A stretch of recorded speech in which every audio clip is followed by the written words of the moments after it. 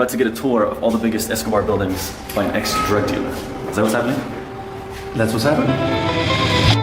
When we told our friends our next trip was going to be to Medellin, Colombia, we were met with more warnings than we expected. But the confusing part was that some people we know who recently moved there described it as one of the most fascinating and lively city they had ever been to. The contradicting stories caught our curiosity, and without much of a plan, we made it our next destination, but I don't think we expected what we're about to see. Medellin has unfortunately gained the global reputation of being violent and unstable, mostly due to the actions of one man, Pablo Escobar. Escobar ran the Medellin cartel from 1976 to 93, and at the height of his career, supplied 80% of the cocaine smuggled into the US and was eventually worth over $30 billion by the 1990s, making him the wealthiest criminal in history. Unfortunately, this made Colombia one of the most dangerous places in the world, and the country fell into a civil war between the narcos and the government. At the height of the conflict, Escobar actually decided to turn himself in instead of being extradited to the US. He negotiated to stay in the country in a prison he designed himself called La Catedral, which basically became his own luxury resort. And don't you worry, we're about to take you there, or at least what's left of it. To understand the city and what it's trying to accomplish today, we felt like we had to get a glimpse into its history and study the man that created the conflict in the first place. But beware, hearing what this man has done left us speechless.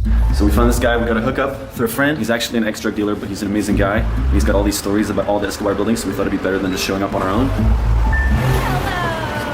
Finally, man, the myth and the legend. Oh, good to meet you. Nice to meet you. Great to meet you. I feel like for us, the main thing we want to see is his prison. We're gonna go to the Monaco building, the La Catedral, which is the prison, the cemetery, and where they killed him. They were amassing close to $500 million a month. $500 million a month. Pablo Escobar, you can give him a gold Rolex. So look at it, oh man, thanks. Give him an airplane and stay with him. Face him too much. You know, when they brought him this guy, they told him, hey, this is a present for you. And this dude knew how to make remote control bombs. And they gave him the remote, and they took him to Nápoles. They had a car out there in the field. They wanted to go mash the button.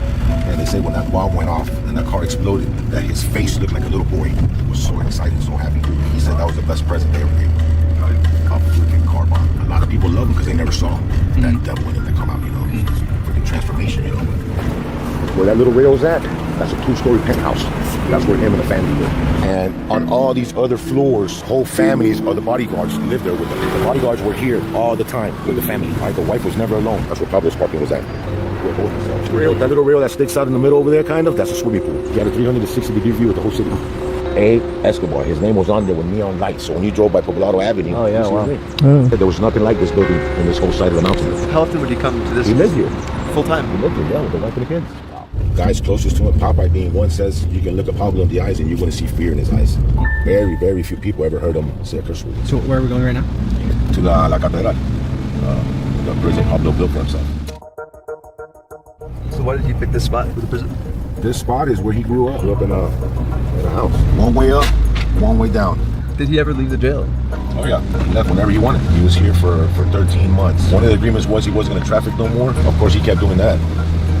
Alright, this is his private prison that he built for himself. It's pretty much like a mansion that he just customized for whatever he needed. Now, like, it's kind of a monastery. Let's go walk inside and check out what the prison looks like. You can see right here, column, down there on the ground, see it? There's one over here, you walk over here, there's another one here. This right here was the main part of the jail. After they killed Escobar, people were brave enough to come down from the bottom where he was from with sledgehammers, and they practically knocked the whole jail down. Okay, looking for money, buried stuff, because these guys buried a lot of money. This was a 5-star resort. There was no bars in this jail. None at all. This is where they had their parties. In here? Yeah, let's take a peep inside. But yeah, that was like the ballroom in there. They had casino games too. Wow. They say Frank Sinatra came up here one time to play for him.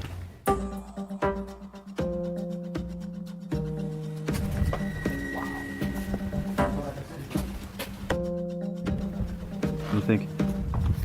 It's pretty insane that we are aware like this man there. It's his helipad right there. Oh. What's this over here? Doesn't look like a pleasant place to be.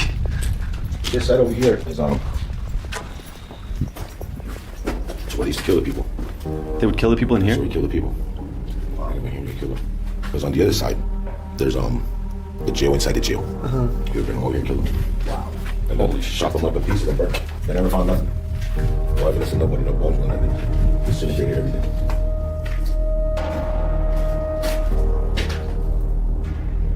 Let's leave. They want to be somewhere where people used to get chopped. These were the holding cells. Really? This was a holding cell too? Let me show you something over here. A lot of these people knew that Pablo was going to kill them. They thought like them coming, they're sacrificing themselves for the whole family. Because Pablo killed you, he'll leave your family alone. Okay, you don't come, you kill everybody. Imagine you driving up, your man's gonna die. They would It's right drive there. up themselves.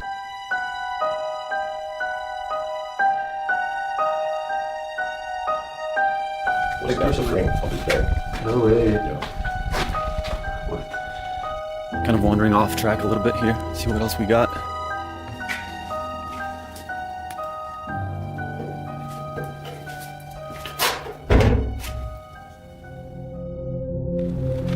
If I was coming here or Matt was coming here to visit Pablo, Pablo would be right here waiting for him.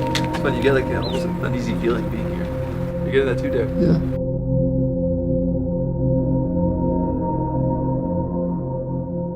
We're gonna go now to where Pablo broke out.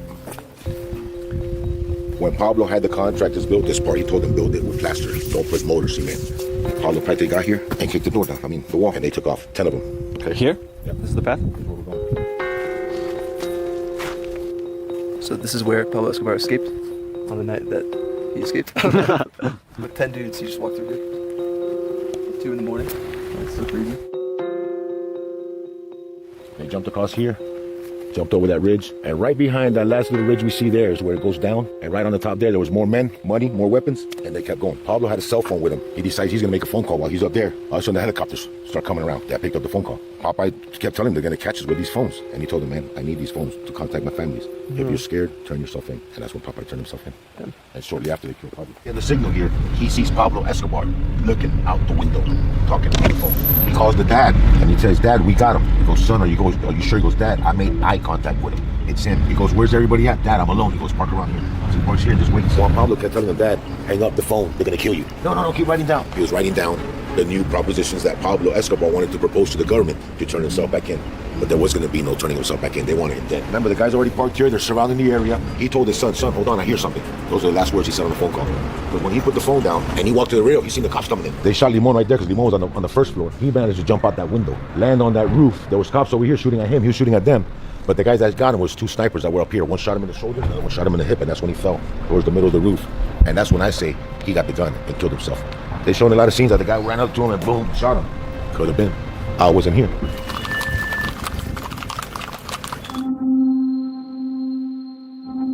Pablo Emilio Escobar Gaviria. His younger brother Luis, December 25th, 1977. He told Escobar, I'm going to be with you to the end, boss. No matter what happens, I'm going to be with you. And that's how it went down. He was with Pablo to the last day.